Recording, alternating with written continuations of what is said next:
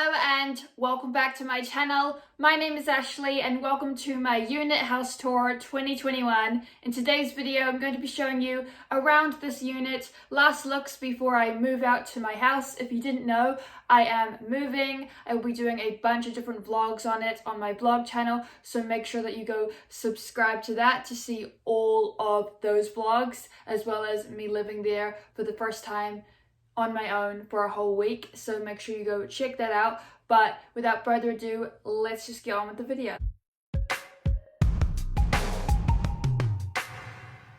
For those of you who don't know, my dad works for a company called Uniy2go. It's his friend's company and they custom built me this unit, which I've been living in for the past nearly 4 years.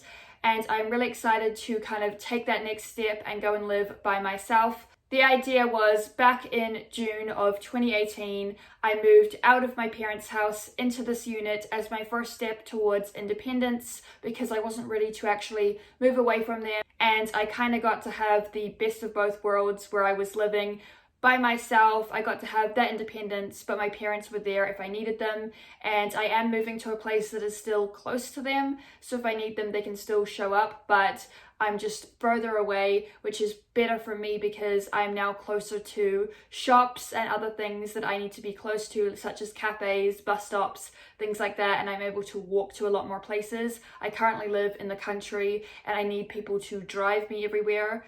And because I'm disabled, I can't drive. That is why I'm going to be moving into the city. I've never lived in the city before. I've only ever lived in the country since I was 3 years old. Before that, we lived in Epsom, but I don't really remember anything before my time here because I moved here when I was 3. But yeah, I'm going to be showing you around this place, last looks before we move all the furniture out and I go and live in the city.